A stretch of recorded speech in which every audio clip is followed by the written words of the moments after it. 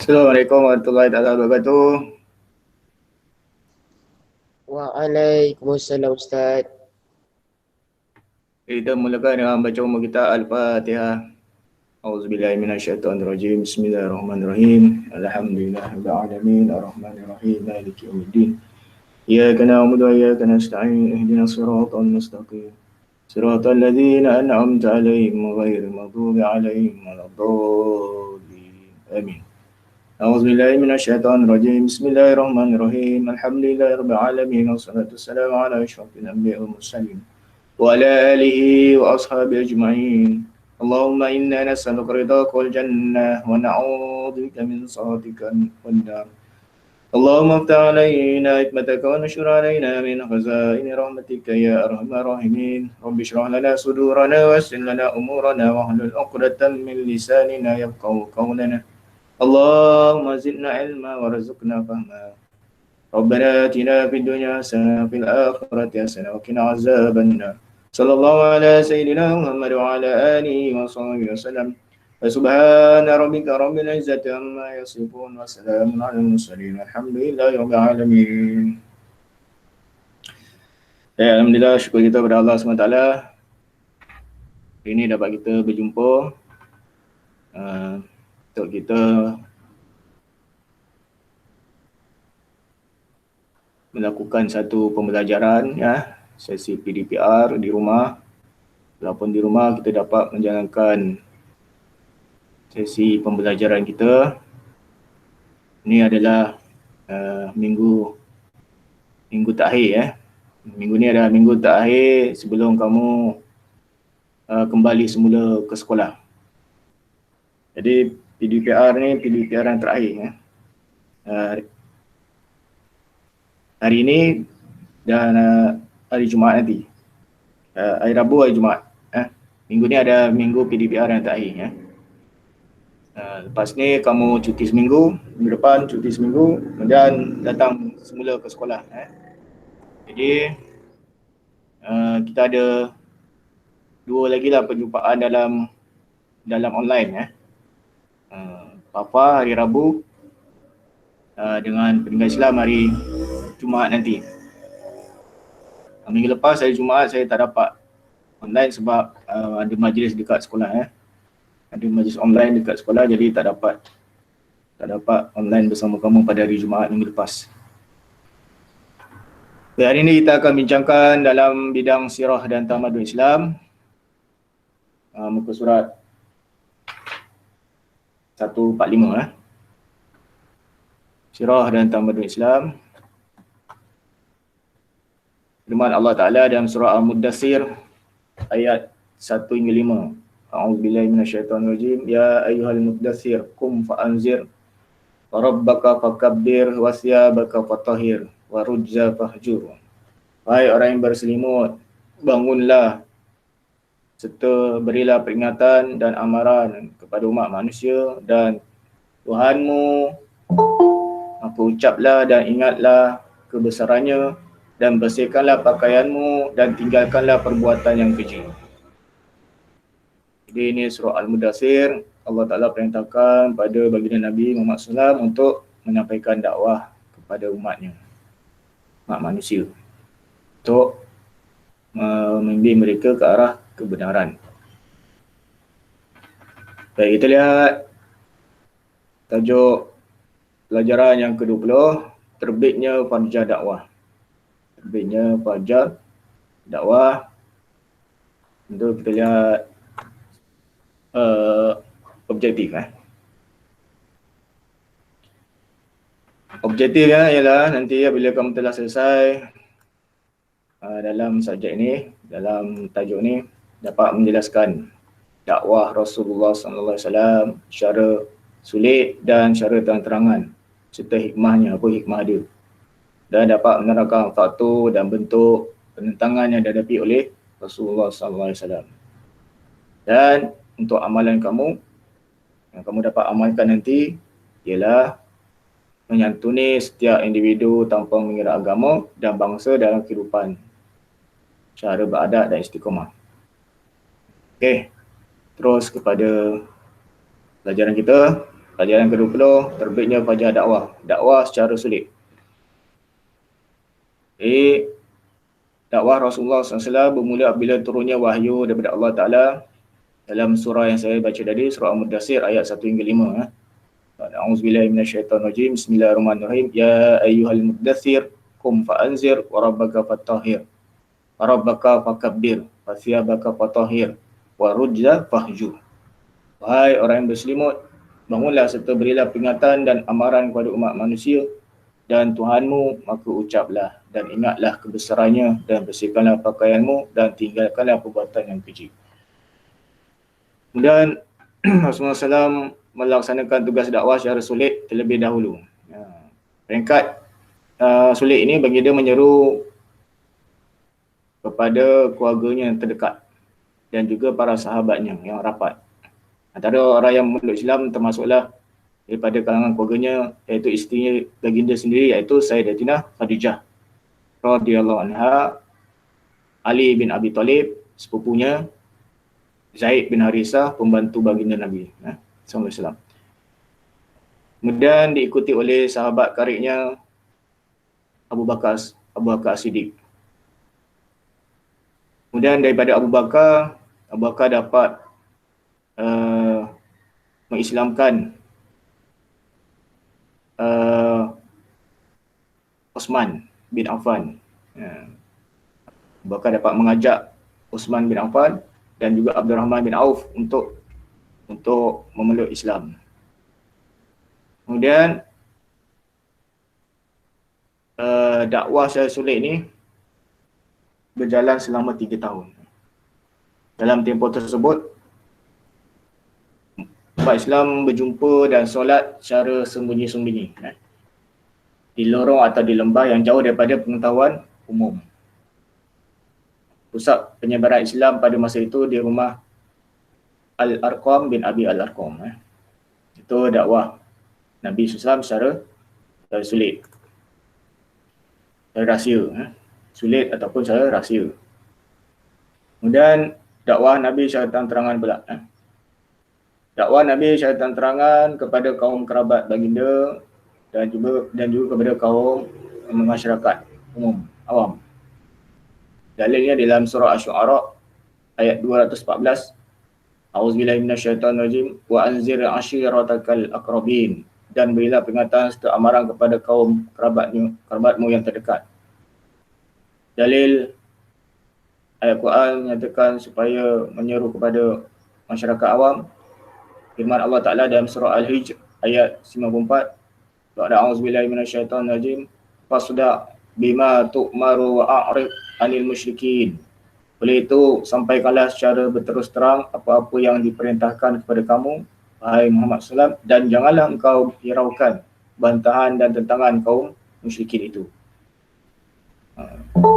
Jadi, bila Allah Ta'ala dah perintahkan, maka Nabi Muhammad SAW pun menyampaikan dakwah secara terang-terangan terhadap kaum kerabatnya dan juga masyarakat awam ketika itu, masyarakat Arab ketika itu.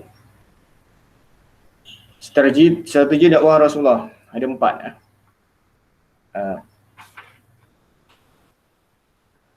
Ada 4 strategi dakwah Rasulullah SAW.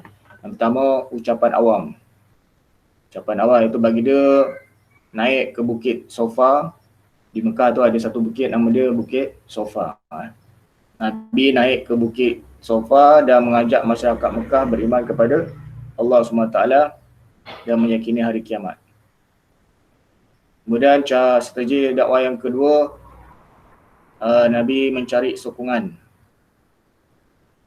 Rasulullah SAW bertemu dengan kabilah-kabilah yang datang ke Mekah pada setiap musim haji Pertemuan dibuat pada waktu malam untuk mengelak gangguan kafir Quraisy. Kemudian yang strategi yang ketiga, mencari tempat yang selamat. Rasulullah SAW memerintahkan sebagai umat Islam supaya berhijrah ke Habasyah. Habasyah ada kat mana? Tahu tak Habasyah tu kat mana? Negeri mana sekarang ni?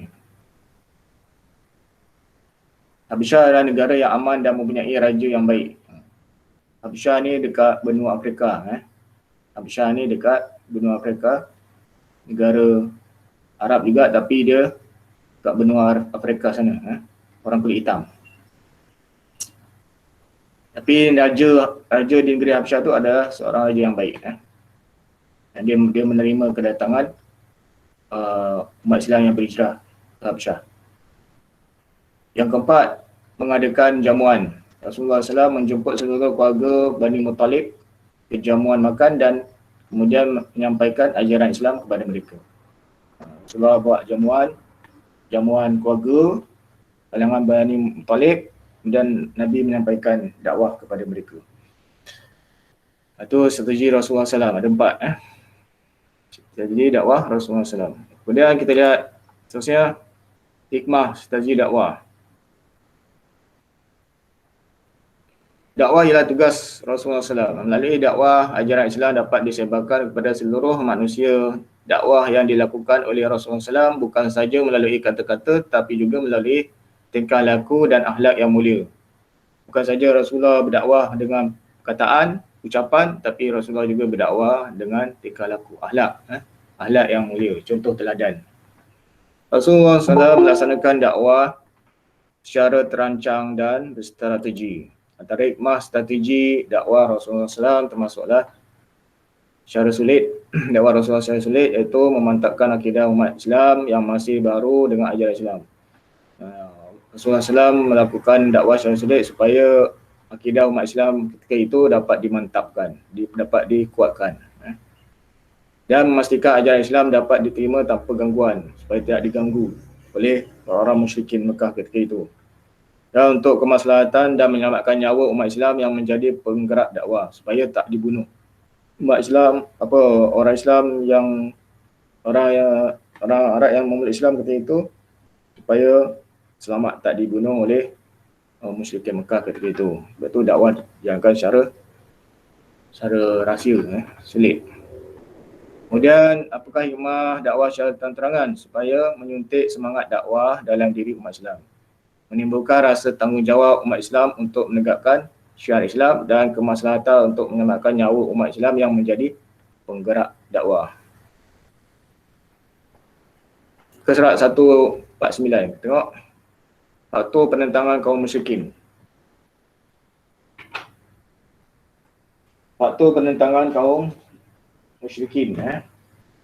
Ada 4 faktor. Faktor agama, sosial, politik dan ekonomi. Kita lihat satu persatu. Faktor agama. Kenapa orang musyrikin Mekah ketika itu dia menentang ajaran yang dibawa oleh Nabi Muhammad SAW, ajaran Islam? Kerana mereka berpegang kuat dengan kepercayaan nenek moyang mereka. Iaitu mereka percaya kepada Tuhan yang berbilang, Tuhan yang banyak. Dekat Kaabah tu sendiri, sekeliling Kaabah tu ada 360. Dekat Kaabah tu ada 360 berhala keliling Kaabah.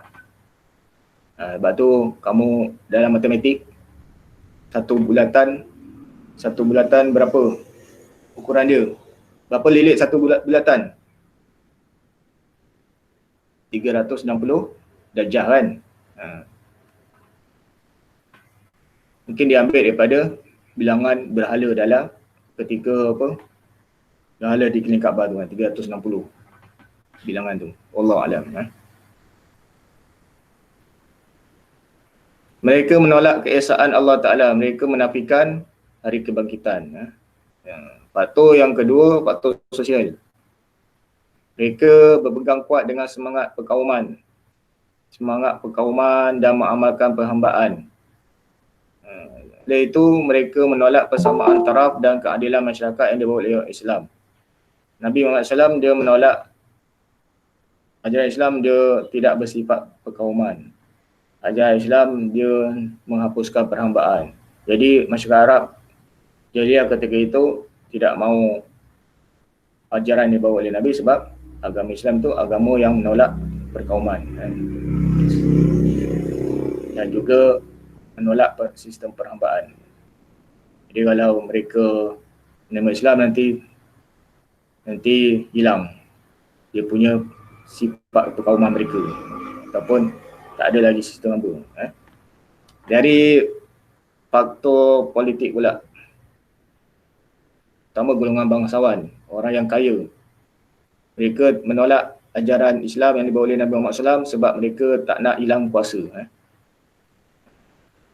Mereka melihat Islam itu sebagai ancaman yang membahayakan kepimpinan mereka. Nanti kalau mereka memeluk Islam, hilang kuasa. Sebab tu mereka tolak ajaran yang dibawa oleh Nabi Muhammad SAW. Itu dari kalangan orang yang kaya dan orang yang bangsawan.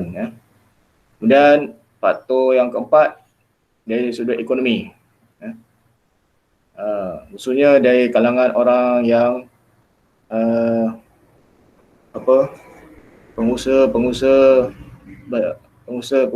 berhala kan, pengukir dan peniaga berhala.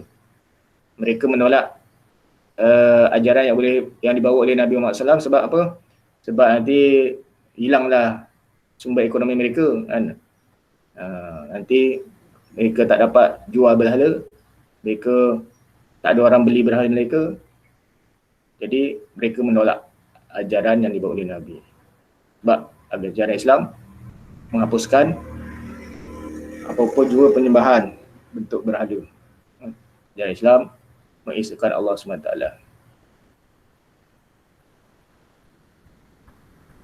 Baik, seterusnya. Faham tak setakat ni? Faham, Ustaz, faham. Okey, bagus. Panjang sikit ni tapi kita cepatkan. Dan ya, seterusnya bentuk penentangan yang dihadapi oleh Rasulullah SAW. Bentuk penentangan kita kena ingat bahawa perjalanan dakwah Nabi ini penuh ranjau dan duri kan? Penuh halangan. Okay, kita lihat satu persatu. Penentangan terhadap dakwah Rasulullah SAW muncul apabila baginda mula berdakwah secara terang-terangan. Bila Nabi SAW menjalankan dakwah secara terang-terangan, tidak lagi secara rahsia, maka berlakulah penentangan di kalangan kaum kafir Quraisy ketika itu. Antara bentuk penentangannya ialah yang pertama bertemu Abu Talib. Kaum musyrikin cuba mempengaruhi Abu Talib, bapa saudara Rasulullah SAW, agar menghalang usaha dakwah baginda. Kenapa orang musyrikin berjumpa dengan Abu Talib? Sedangkan Abu Talib dia bukan Islam. Dia tak lagi memeluk Islam. Memang dia tak memeluk Islam pun. Sebab Abu Talib dia mempertahankan Nabi. Walaupun dia tak Islam, tak memeluk Islam, tapi dia mempertahankan apa yang dibuat oleh Nabi Muhammad SAW. Sehingga detik saat ajal kematiannya, Nabi amat sedih sebab Nabi tak berjaya memujuk bapa saudaranya Abu Talib untuk masuk Islam. Akhirnya dia mati dalam keadaan tak mengucap dua kalimat syahadat. Yang kedua, memburuk-burukkan dakwah Islam. Penentangan yang kedua, memburuk-burukkan dakwah Islam. Memesongkan perhatian masyarakat Mekah daripada dakwah baginda melalui syair serta memburuk-burukkan baginda dan umat Islam. Jadi cara yang kedua, mereka masyarakat Arab jahiliah ketika itu dia tak nak terima dakwah Rasulullah. Mereka memburuk-burukkan Nabi dan juga ajaran yang dibawa oleh Nabi Muhammad SAW. Menyatakan bahawasanya Nabi seorang gila lah kan. Ajaran yang dibawa Nabi tak masuk akal lah kan. Jadi itu cara mereka, cara penentangan mereka. Yang ketiga itu menyiksa dengan melakukan penyiksaan terhadap umat Islam. Menyakiti dan menyiksa Rasulullah SAW dan umat Islam para hamba disiksa oleh majikan seperti Bilal bin Rabah dan Sumayyah. Bilal bin Rabah dijemur di atas padang pasir yang panas, kemudian letakkan batu di atas dadanya. Sumayyah dan keluarganya juga disiksa. Akhirnya mati disula kan. Suaminya pun disiksa mati. Anaknya pun disiksa tapi tak mati sebab dia akhirnya anaknya tu dibebaskan. Adalah ceritanya. Para pemuda Islam pula ditentang oleh anggota keluarga mereka sendiri. Pemuda-pemuda Islam yang meluk Islam ketika itu ditentang oleh keluarga mereka. Kemudian halangan yang keempat, tawaran. Memberi tawaran pangkat, harta dan wanita kepada Rasulullah SAW. Rasulullah diberi tawaran 3 perkara. Harta, 3 perkara. Pangkat ataupun 3 harta, wanita. Kamu nak senang ingat? Itulah 3 tahta, harta, wanita. Tahta tu pangkat. Pangkat ataupun kedudukan. Nabi ditawarkan untuk diangkat jadi pemimpin, ketua. Diberi harta ataupun diberi siapa-siapa perempuan atau wanita yang nak dikahwini boleh. Tapi Rasulullah SAW menolak semua tu. Menolak semua tawaran yang ditawarkan oleh orang kafir Mekah ketika itu. Diberi tawaran 3 perkara tu, harta, wanita, harta kan. Tapi Rasulullah tak nak terima tawaran tu sebab bagi dia menjalankan dakwah secara ikhlas untuk menyebarkan dakwah Islam. Mereka beri tawaran tu, mereka nak supaya Nabi berhenti, Nabi berhenti berdakwah. Tapi Nabi takkan terima tawaran tu. Kompromi. Yang kelima, faktor yang kelima, kompromi, iaitu meminta Rasulullah SAW bertolak ansur mengamalkan ajaran Islam dan ajaran mereka secara bersedia ganti. Maksudnya apa? Mereka nak Nabi Muhammad SAW supaya menerima ajaran mereka dan mereka juga menerima ajaran Islam. Contoh, kalau solat kan, hari ini mereka solat bersama dengan Nabi. Kemudian nanti esok Nabi dan masyarakat Islam bersama dengan mereka menyembah berhala kat Kaabah. Jadi Nabi tolak sebab turunnya surah Al-Quran. Sebab tu turunnya asbabun nuzul, turunnya surah Al-Kafirun. Lakum dinukum waliyadin. Bagi kamu agamamu, bagiku agamaku. Maksudnya dalam hal agama, ibadat masing-masing. Tak boleh kompromi. Tak boleh bersama-sama melakukan ibadat. Jadi dalam situasi kat negara kita pun samalah sekarang kan. Kita nak wujudkan masyarakat majmuk. Dalam hal agama masing-masing, tak boleh kompromi. Tak boleh kita kerana nak wujudkan masyarakat majmuk, kita pun dijemput pergi kuil, kita pun ikut sembah berhala kat kuil tu. Kerana nak menghormati agama dia, tak boleh. Bagimu agama kamu, bagiku agamaku. Kan? Ada berlaku sekarang. Zaman sekarang pun berlaku. Kerana nak menghormati agama lain, dia sanggup buat apa yang dibuat oleh agama tersebut. Yang keenam, pemulauan. Memulaukan Nabi, keluarga Bani Hashim dan Bani Muttalib serta orang Islam dengan memutuskan segala bentuk perhubungan dengan mereka. Nabi dan keluarga Nabi di kalangan Bani Hashim dan Bani Muttalib dipulaukan, diasingkan. Maksudnya mereka dipulaukan. Pulauan maksudnya apa? Diasingkan lah. Bukan diasingkan, mereka maksudnya dalam sudut ekonomi ke, jual beli ke, apa ke, kalau buka kedai Kedai siapa? Kedai keluarga Nabi. Memang orang pulaukan, tak datang ke kedai tersebut. Jadi tertekanlah keluarga di kalangan keluarga Nabi Muhammad SAW di atas pemulauan kaum Quraisy ketika itu. Kemudian penentangan yang ketujuh iaitu bunuh. Mengancam untuk membunuh Nabi. Penentangan yang paling tinggi sekali iaitu mereka mengancam untuk membunuh Nabi Muhammad SAW.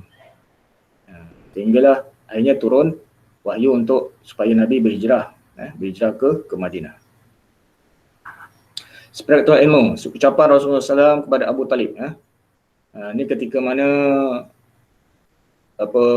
Nabi ditawarkan 3 perkara tadi tu, harta, tahta dan wanita. Nabi kata apa? Demi Allah, walaupun kamu meletakkan matahari di tangan kananku dan bulan di tangan kiriku kerana hendak menghalangku daripada dakwah, aku tidak akan sama sekali meninggalkannya. Kemudian Sumayyah. Sumayyah adalah wanita pertama yang mati syahid. Beliau dan keluarganya disiksa oleh Abu Jahal. Jadi Sumayyah ni adalah hamba kepada Abu Jahal. Jadi Sumayyah dan keluarganya mati syahid. Kecuali anaknya, Ammar bin Yasir. Pembesar Quraisy berkumpul di Darun Nadwah dan memutuskan untuk membunuh Nabi. Cadangan membunuh Nabi datang daripada Abu Jahal. Abu Jahal yang cadangkan supaya Nabi dibunuh. Dan seterusnya, keadaan masyarakat Arab setelah menerima dakwah Rasulullah SAW.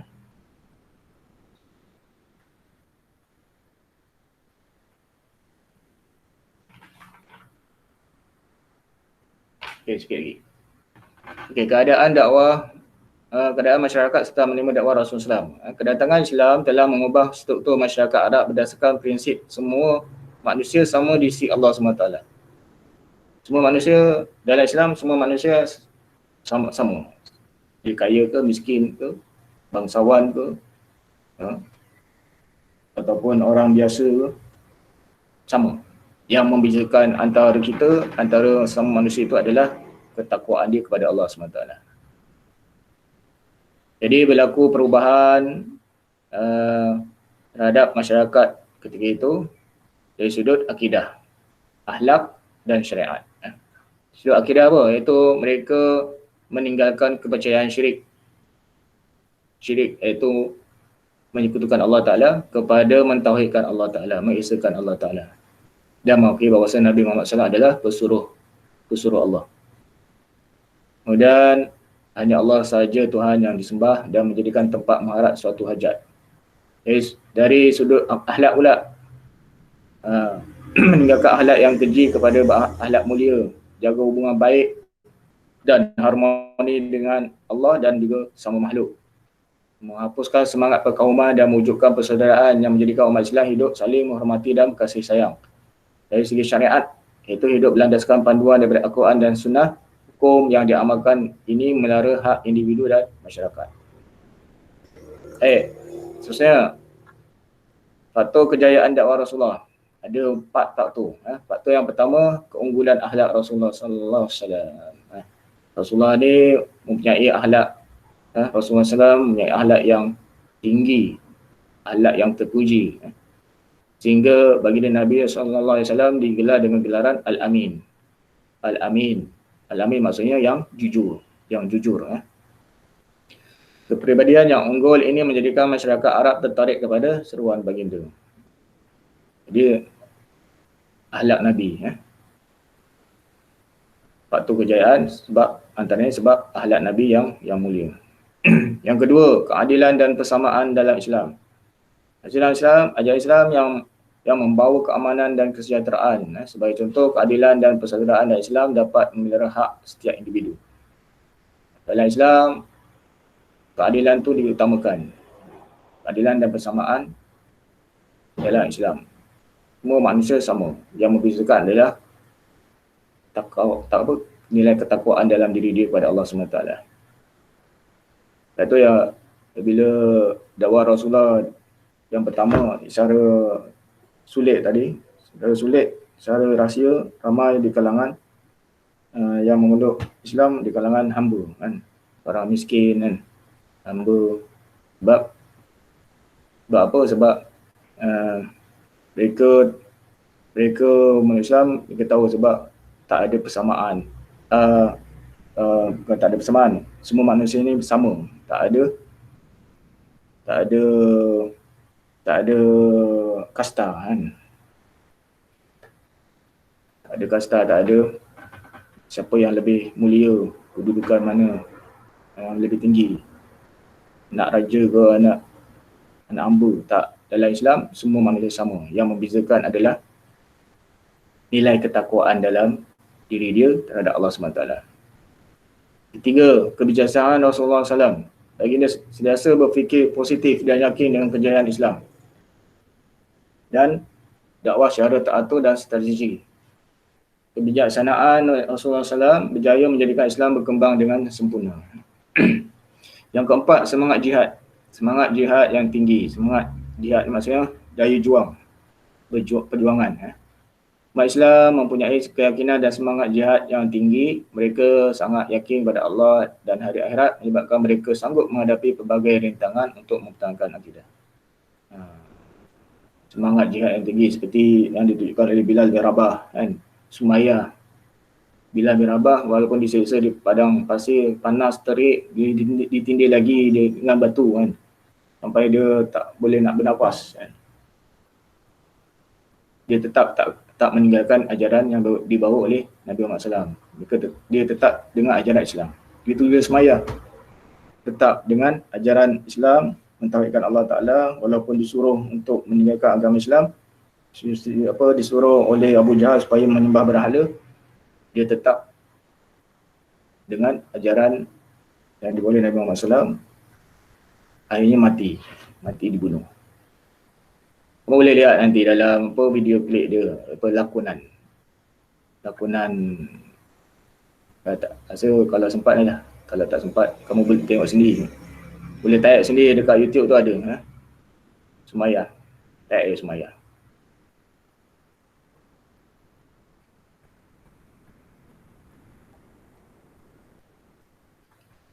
Kemudian iktibar daripada dakwah Rasulullah SAW di Mekah. Yang terakhir, iktibar daripada dakwah Rasulullah SAW di Mekah. Iaitu apakah iktibarnya? Iktibar atau pengajarannya. Pengajarannya ialah kewajipan berdakwah. Umat Islam mestilah berdakwah kerana dakwah ialah sunnah Rasulullah SAW. Tugas ini perlu dilaksanakan secara bersungguh-sungguh agar Islam tersebar ke seluruh alam. Dakwah ni adalah bukan tugas Nabi saja kan. Dakwah ni adalah tugas semua umat Islam. Tugas kita untuk menyebarkan ajaran Islam. Kamu dekat kelas nanti, mungkin ada kalangan kawan yang bukan Islam, yang non-Muslim. Kena dakwah, kena ajak dia pada kebenaran ajaran Islam. Dakwah bukan dakwah yang macam mana? Dakwah secara lisan ataupun dakwah secara tingkah laku. Tunjukkan akhlak yang mulia, akhlak yang baik kan. Pelajar Muslim, pelajar yang disiplin. Jadi itulah cara kita nak tunjukkan dakwah melalui tingkah laku. Menunjukkan contoh teladan yang baik kan. Umat Islam mesti menunjukkan contoh teladan yang baik kerana cara ini merupakan dakwah yang paling berkesan. Contoh dalam kelas kan. Dalam kelas kamu, majoriti dalam kelas biasanya ramai kalangan pelajar Muslim kan. Pelajar yang non-Muslim 1/3. Tak ramai. Jadi tunjukkan teladan yang baik kepada pelajar non-Muslim supaya mereka tertarik pada Islam. Yang ketiga, memulakan dakwah kepada anggota keluarga. Setiap umat Islam bertanggungjawab menyelamatkan anggota keluarganya daripada kekufuran dan kemaksiatan. Oleh itu, dakwah mesti bermula daripada rumah sendiri sebelum pada masyarakat. Dalam keluarga kita sendiri, kalau ada kalangan ahli keluarga kita yang cuai ataupun tak melaksanakan perintah agama, kena bagi nasihat lah kan. Tengok adik kita selalu solat pun tinggal kan. Kena bagi nasihat, dakwah pada adik kita sendiri supaya jangan tinggal solat. Merancang strategi dalam berdakwah, iaitu berdakwah perlu dilakukan secara terancang dan berstrategi dan bukannya mengharapkan perkara luar biasa berlaku supaya mendapat hasil yang lebih baik. Ada strategi, ada perancangan. Aspek ilmu daripada Abdullah bin Amru radhiyallahu anhu, Rasulullah sallallahu alaihi wasallam bersabda, "Balighu anni walau ayah." Sampaikanlah daripadaku walaupun satu ayat. Ini Rasulullah SAW memerintahkan pada umatnya supaya menyampaikan dakwah, menyampaikan ajaran Islam. Walaupun ilmu tak banyak, tapi kita tahu kita kena sampaikan. Kan? Contoh, bila ada orang tanya, kenapa umat Islam menyembah Tuhan yang tak nampak kan? Kamu nak jawab apa? Jawablah. Sebab apa kita menyembah Tuhan yang tak nampak? Kalau agama Buddha, agama Hindu, dia sembah Tuhan berhala. Nampak depan mata kan? Kenapa Tuhan agama Islam tak nampak? Kamu nak jawab apa? Jawab. Kalau kamu jawab dengan ayat Quran, mungkin dia tak terima. Jawab dengan akal juga. Kan? Tak semestinya benda yang tak nampak, tak ada. Benda yang tak nampak, tak semestinya tak ada. Benda yang tak nampak, dia wujud. Seperti angin, walaupun tak nampak, dia dapat kita rasa. Seperti udara, walaupun dia tak nampak, dapat kita hirup. Kan? Benda yang tak nampak, tak semestinya dia tak wujud. Benda yang tak nampak tu, dia wujud. Tuhan, Allah SWT kita tak nampak, tapi dia wujud.